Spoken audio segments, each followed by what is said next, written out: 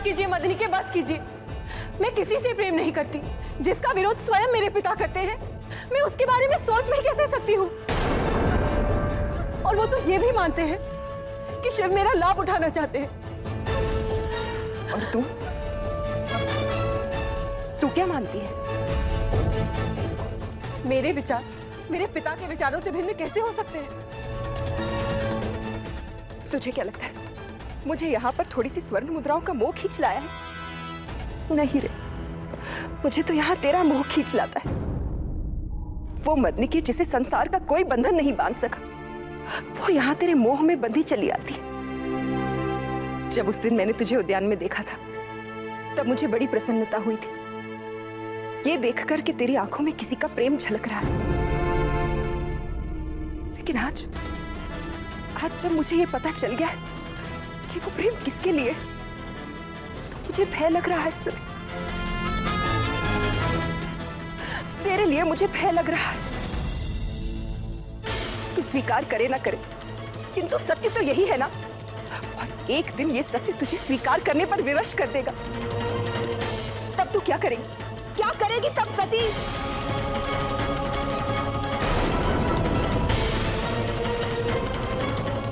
ये आप क्या कह रही हैं? मैं प्रजापति दक्ष की पुत्री हूं। धर्म पालन, नीति पालन, संस्कार, संस्कृति, इन सब के परिभाषा की उत्पत्ति इसी भवन से होती है। आप चिंतित ना हो, मैं जानती हूं मुझे क्या करना है। तू जानती है तुझे क्या करना है, किंतु तू ये नहीं जानती कि ये प्रेम तुझसे क्या करवा सकता है। मैंने कहा ना, मैं किसी से प्रेम नहीं करती। आप बिल्कुल चिंता न कीजिए। किसकी चिंता हो रही है?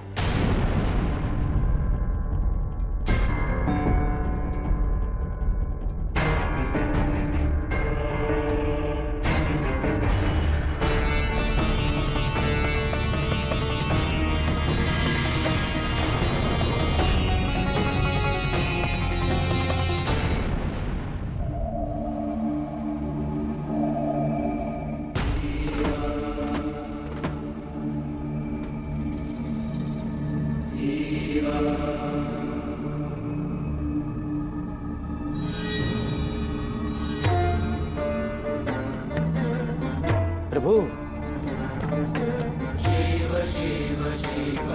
प्रभु,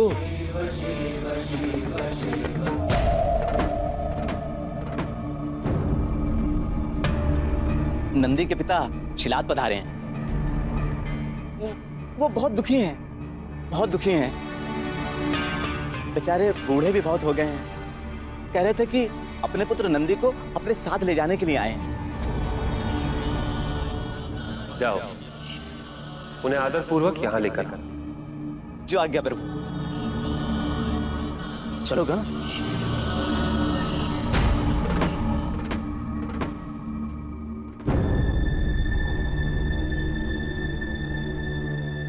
क्या हुआ सती? किसकी चिंता हो रही है? उत्सव की माँ, देखिए ना, सब कुछ इतना अच्छा चल रहा है, परंतु मदनिके को भय है कि कहीं कोई कमी न रह गई हो। सती ठीक कह रही है मदनिके, चिंता की तो कोई बात ही नहीं है। लेकिन सती, तुम यहाँ क्यों चली आई? संगीत प्रतियोगिता का परिणाम घोषित होने से पहले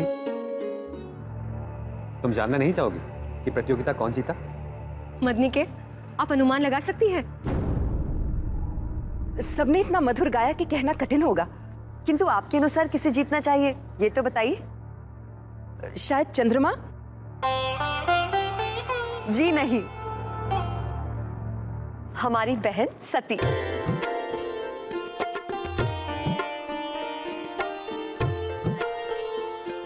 ख्याति बिल्कुल ठीक कह रही है। सबने बहुत अच्छा गाया था सती, लेकिन तुम जैसा कोई नहीं।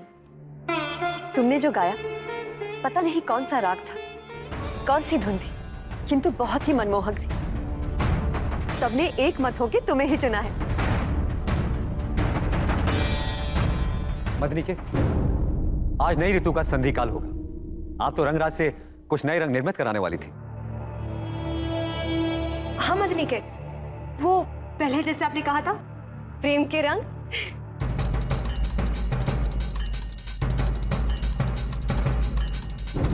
मैं तो भूल ही गई थी, आज ही चली जाऊंगी। ख्याति और अदिति में से किसे ले जाऊं? आप सती को ले जाइए। हाँ मदनी के, रंगों के चयन में सती से अच्छा और कोई नहीं है। रंगराज का घर कैलाश की दिशा में पड़ता है।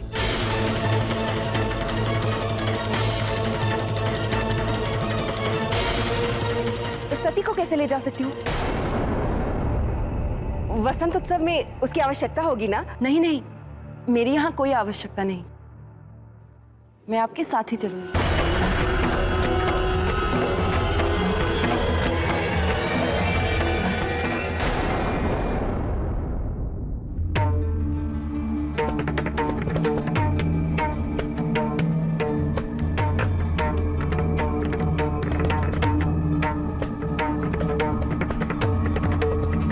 प्रभु,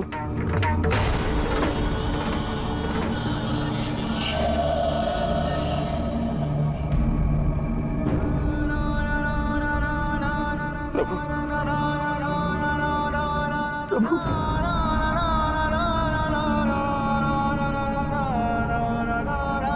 उठो शिलाद।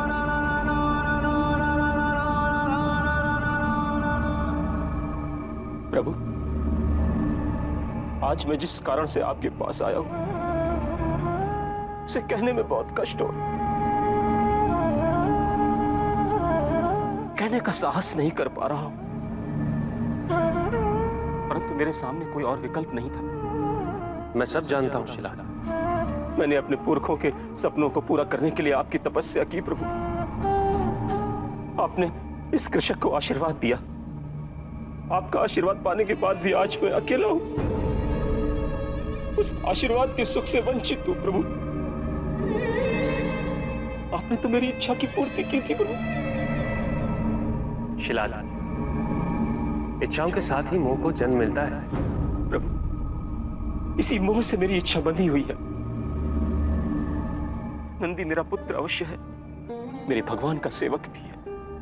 नंदी को पाने के लिए मैं अपने भगवान का निरादर नहीं कर सकता, नहीं कर सकता प्रभु। लेकिन मेरी कुछ समझ में नहीं आता है कि मैं क्या करूं। नंदी मुझे अत्यंत प्रिय है, लेकिन सत्य तो यही है कि उसकी उत्पत्ति तुम्हारी वंश की वृद्धि के लिए हुई है। उस पर पहला अधिकार तो तुम्हारा ही है। मैं नहीं जानता मेरे कदम मुझे यहां तक कैसे खींच रहा है। शायद आदिनाथ कैलाश पर से आज तक कोई भी खाली हाथ नहीं गया है, इसीलिए। जाओ, नंदी को बुला कर लाओ। परंतु प्रभु, वो तो शिलाद की आने की सूचना सुनते ही न जाने कहां जाकर छुप गया। पलायन रास्ता नहीं है। मेरी सेवा का उत्तरदायित्व नंदी ने पूरा कर लिया है। अब उसे अपने पिता के प्रति अपना कर्तव्य पूरा करना है। उसे कहो हमने बुलाया है। जो आज्ञा प्रभु।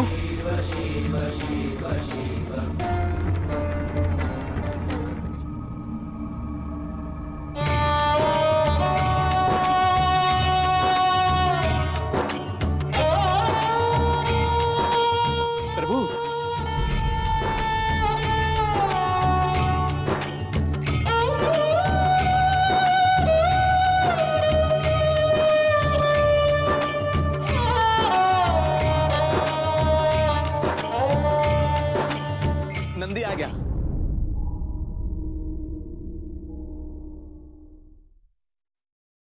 आओ नंदी, अपने पिता से मिलो।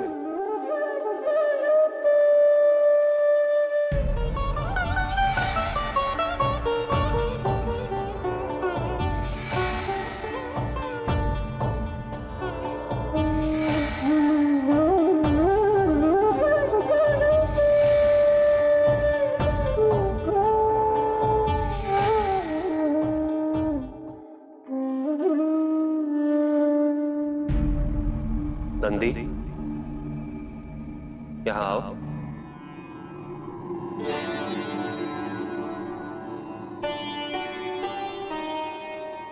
तुम तो जानते हो ना नंदी, माता पिता के लिए संतान का सुख सबसे बड़ा सुख होता है। और सेवक के लिए अपने स्वामी की सेवा से बढ़कर क्या है? तुमने मेरी बहुत सेवा की है नंदी, और मुझे उसकी अति प्रसन्नता भी है। किंतु अब तुम्हारे पिता को तुम्हारी आवश्यकता है। प्रभु, क्या सब कुछ आवश्यकता पर ही निर्भर करता है?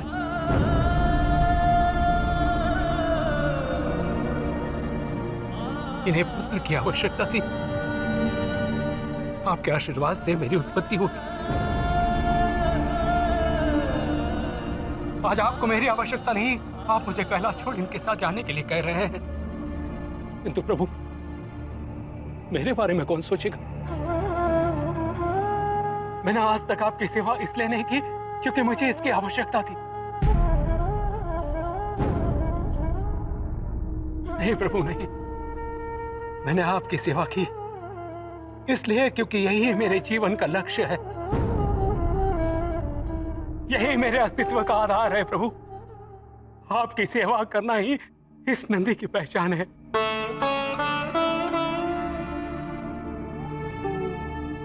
जो आपकी सेवा के ये नंदी कौन है प्रभु? कोई नहीं। प्रभु, आपकी सेवा करना इस नंदी के लिए स्वाभाविक है, उतना ही जितना सांस लेना, हृदय का धड़कना, नेत्रों का देखना, कानों का सुनना। और प्रभु, आप इस नंदी के बिना रह पाएंगे?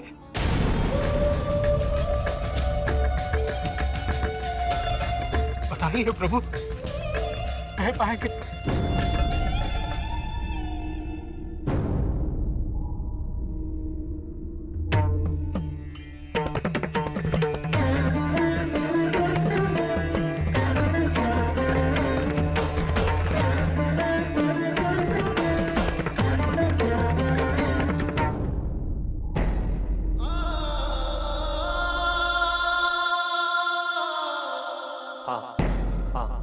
रह लूंगा मैं, रह लूंगा मैं।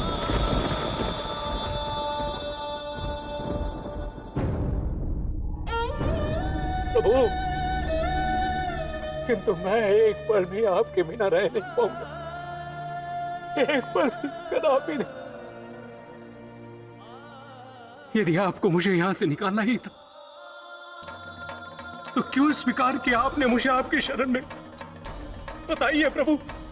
प्रभु, आप ही तो बताते हैं कि हमें मोह के बंधन में पड़ना नहीं चाहिए, तो फिर आप स्वयं ही अपने मोह में क्यों बांधे हुए हैं मुझे? क्यों प्रभु? नंदी, मैंने तुम्हें यहां तर्क करने के लिए नहीं बुलाया है। प्रभु, भले ही इनके साथ रहते हुए हर पल मैं दुखी रहूं, आपके वियोग में, फिर भी आप प्रसन्न होते रहेंगे? ये बातें निराधार और काल्पनिक है नंदी। तुम्हारे पिता की सेवा ही तुम्हारा कर्तव्य है और धर्म भी। नंदी, जो ये धर्म निभा गया उसे किसी तीर्थ, किसी पुण्य, किसी देव देवी की सेवा करने की आवश्यकता नहीं है। मैं शिलाद से इनका पुत्र छीनकर सुखी कैसे रह सकता हूं?